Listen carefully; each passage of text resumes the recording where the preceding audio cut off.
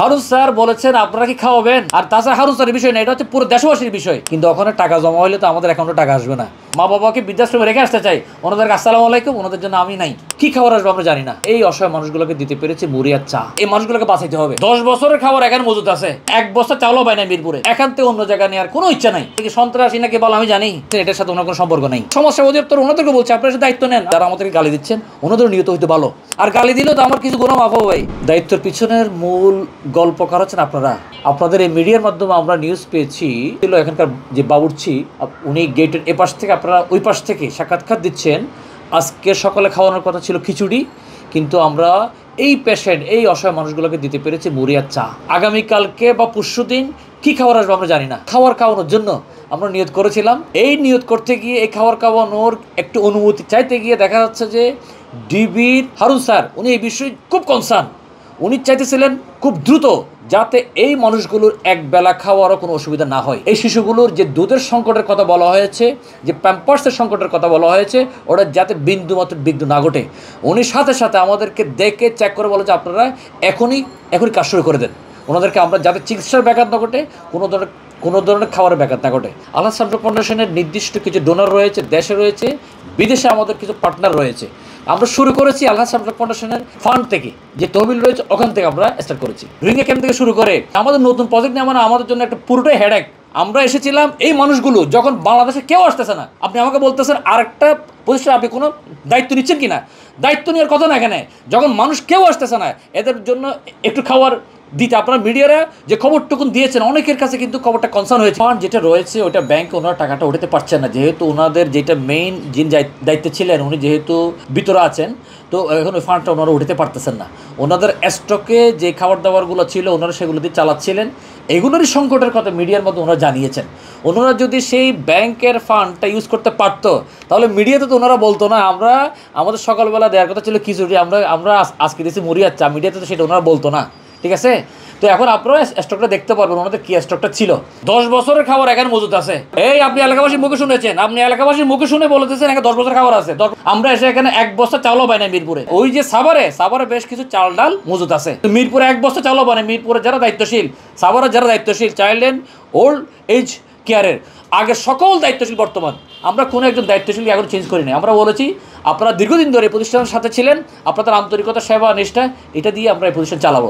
হ্যাঁ, যদি কেউ বেশি ভুল ত্রুটি করে সেটা হয়তো এরপর সিদ্ধান্ত আসবে। এই আজকে 4র্থ দিন পর্যন্ত কোনো স্টাফকে আমরা বলিনি স্টাফদের কাছ থেকে সাক্ষাৎকার নেন, আমাদের সাথে কোনো মিসব্যবহার ওদের হয়েছে কিনা। একজন মানুষ রাস্তার পাশে অসহায় হয়ে মারা যাচ্ছে, এই মুহূর্তে যদি আপনি কমিটির ফাইল রেডি করবেন, এর দপ্তর থেকে ওর দপ্তর পাঠাবেন, তার দপ্তর ওর দপ্তর পাঠাবেন, 2, 4, 5, 7 দিন চলে যায়, মানুষগুলো তো অভুক্ত থেকে যাবে।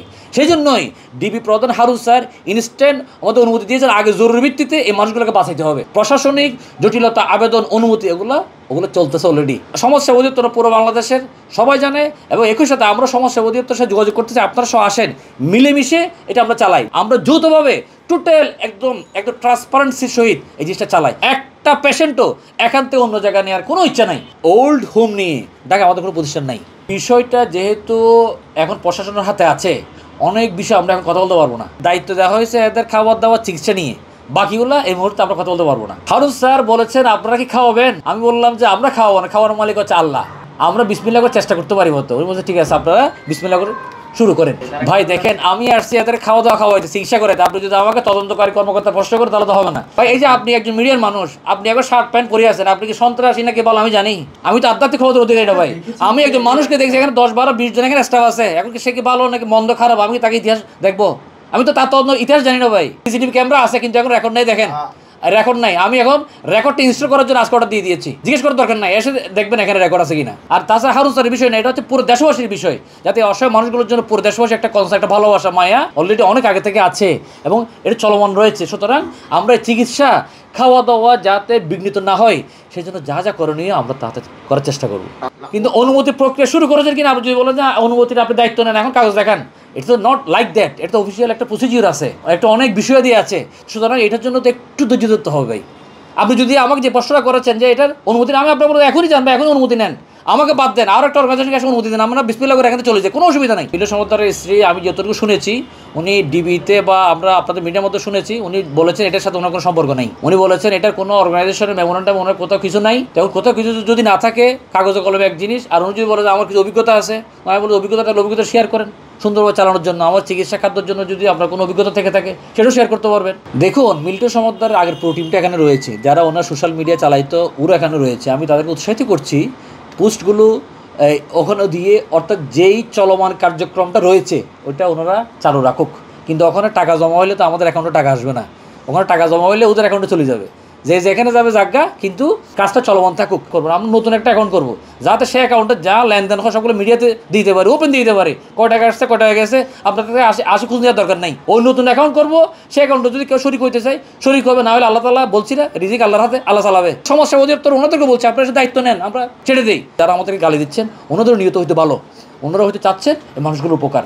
মাঝে মাঝে কিছু এক্সেপশনাল কার্যক্রম ভাইরাল হয়, এটা যেহেতু একটা ন্যাশনাল ইস্যু, এটা নিয়ে আমরা কাজ করতে স্বাভাবিকভাবে মানুষজন আমাদেরকে চিনবে, জানবে, এটা স্বাভাবিক। আমরা তো বলতেছি না তবে আপনি জোর করে লাইক দেন, মানুষজন ভালো লাগা ভালোবাসা থেকে সে লাইক করবে, সে আমাদের পরামর্শ দিবে, উনি তো আমাদের একজন অংশীদার হবে। যিনি লাইক ফলো করছে উনি একজন অংশীদার, উনি আমাদের বুদ্ধি দিবেন, পরামর্শ দিবেন, অ্যাটলিস্ট দোয়া তো করবেন।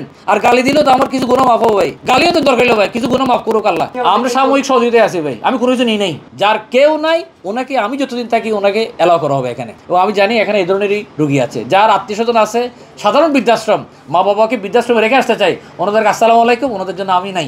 এদেরকে নিয়ে আগামী 14 বছরের স্বপ্ন দেখার সময় আমার নাই, আমার যেহেতু নিজস্ব অনেকগুলো প্রজেক্ট রয়েছে। একটা বিষয় বিচারালয়ে আছে এখন আপনি যদি আমার এখানে মানবিকতার পেশা ফেলায় যদি আমার প্রশ্ন করেন তো কাজ হবে না ভাই। উনার যদি কেসের শুরু হয়ে যায়, আমি তো ওপেন জানিয়েছি, সাংবাদিক সম্মেলন করে ওনাকে হস্তান্তর করে দেবো।